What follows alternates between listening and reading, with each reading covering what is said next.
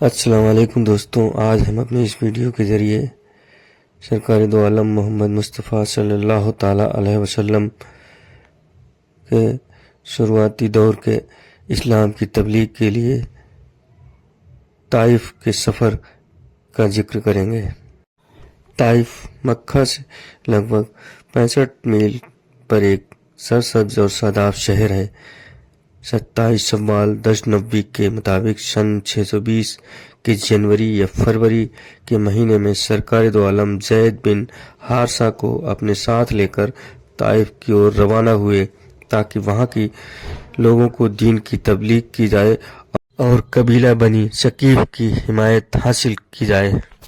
آپ سرکار دو عالم نے وہاں پہنچ کر لوگوں میں دین کی تبلیغ کے لیے پہلے سرداران بنی ثقیف سے ملاقات کی، لیکن کسی نے بھی آپ کی باتوں پر غور نہیں کیا۔ آپ نے عمیر بن عوف کے تینوں بیٹوں سے بھی ملاقات کی جن کی رشتہ داری مکہ میں تھی، لیکن انہوں نے آپ کی بات سن کر آپ کا مذاق اڑایا اور صاف صاف کہہ دیا کہ ہم آپ کی کوئی بات سننے کے لیے تیار نہیں ہیں۔ ان تینوں بیٹوں کے نام تھے عبداللہ، سعود اور حبیب۔ یہ تینوں جاہل اور بے ادب لوگ تھے۔ ایک روایت کے مطابق آپ 1 ماہ طائف میں ٹھہرے اور زیادہ تر راویوں کا قول ہے کہ آپ 10 دن وہاں ٹھہرے۔ آپ نے وہاں لوگوں کو حق کی اور بلایا، توحید کی دعوت دی۔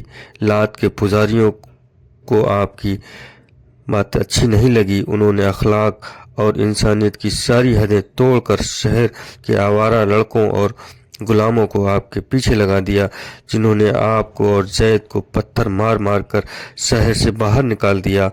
آپ کے پیروں پر اتنے پتھر مارے کہ آپ کی جوتیاں مبارک خون سے بھر گئیں۔ حضرت زید ہر آنے والے پتھر کو اپنے اوپر لینے کی کوشش کرتے رہے، جس سے ان کو بھی پتھروں کی مار سے سر پھٹ گیا۔ وہاں چاروں اور پتھروں کی بارش طائف ہو رہی۔ باہر نکل کر آپ ایک باغ کے پاس پہنچے جو مکہ کے ایک سردار عتبہ کا تھا۔ آپ کو وہاں دیکھ کر عتبہ کے بیٹے رابعہ اور شیبہ نے اپنے ایک غلام عداس کے ساتھ ایک تھال میں انگور بھر کر بھیجے۔ آپ سرکار دو عالم نے وہ انگور نوش فرمائے۔ طائف سے لوٹنے کے بعد آپ متیم بن عدی کی پناہ میں مکہ میں داخل ہوئے۔ متیم اپنے بیٹے، بھتیجوں اور بھانجوں کے ساتھ ہتھیار باندھ کر حرم میں آیا اور قریش کو مخاطب کر کے کہا، محمد میری پناہ میں ہے۔ اس پر ابو جہل نے کہا کہ جسے تم نے پناہ دی ہے اسے ہم نے بھی پناہ دی۔ قریش کے اتیاچار دن و دن بڑھتے گئے، تبلیغ کا کام بہت مشکل ہوتا گیا۔ سرکار دو عالم اکثر اپنے گھر میں ہی رہتے، صرف حج کے سمے پر آنے والے قبیلوں کے لوگوں سے ملتے اور انہیں اسلام کی دعوت دیتے۔ آپ نے عرب کے لگ بھگ سبھی بڑے قبیلوں پر اسلام پیش کیا۔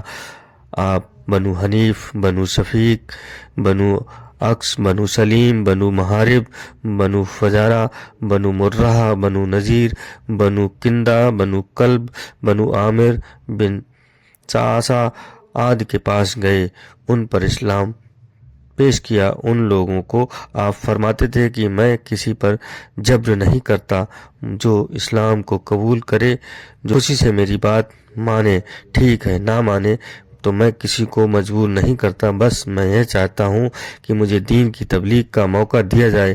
لیکن کوئی بھی قبیلہ آپ کا ساتھ دینے کے لیے تیار نہیں ہوا۔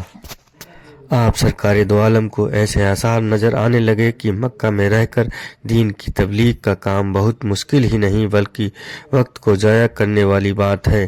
اس لیے آپ سرکار دو عالم نے کسی ایک ایسی جگہ کے بارے میں سوچنا شروع کیا جہاں سے عاجزانہ طور پر دین کی تبلیغ کا کام کیا جا سکے۔ آپ سرکار دو عالم کے مکہ میں جانے کے بارے میں ابن خلدون نے اس طرح سے بیان کیا ہے، قریش کے سرداروں میں سے کسی نے بھی آپ سرکار دو عالم کو اپنی ہمسائیگی میں نہیں لیا۔ آخر کار متیم بن عدی کے پڑوس میں آپ سرکار دو عالم ٹھہرے۔ طفیل بن عمرو الدوسی آپ کی خدمت میں حاضر ہوئے اور نہ صرف ایمان لائے بلکہ اپنی قوم کو اسلام کی طرف بلایا۔ اسی سال ماہ شوال 10 نبی میں آپ سرکار دو عالم نے حضرت عائشہ اور حضرت سودا بنت جمع سے نکاح فرمایا۔ طائف سے واپسی کے بعد مدینہ کی اور ہجرت سے 1 سال پہلے 27 رجب سوموار کی رات سن 621 میں معراج کا واقعہ پیش آیا۔ واقعہ معراج کے بارے میں علماء اسلام میں اختلاف ہے۔ حضرت معاویہ اور حضرت عائشہ کا کہنا ہے کہ معراج روحانی ہوئی، لیکن اس کے مختلف زیادہ تر روایت جسمانی معراج کے ثبوت میں ہے، اور قرآن کی سورہ بنی اسرائیل سے بھی یہی ثابت ہوتا ہے کہ معراج جسمانی ہی ہوئی تھی۔ معراج کے وقت اور جگہ کے بارے میں بھی اختلاف ہے۔ کچھ کا ماننا ہے کہ ہجرت مدینہ سے 3 سال پہلے ہوئی اور کچھ 1 سال پہلے مانتے ہیں۔ مقام کے بارے میں 3 روایت ملتی ہیں۔ ایک، آپ سرکار دو عالم مقام حجر کے سائے میں سوئے ہوئے تھے۔ دوسرا، حرم میں سوئے ہوئے تھے، اور تیسری روایت کے انوسار آپ ام ہانی کے مکان پر سوئے ہوئے تھے۔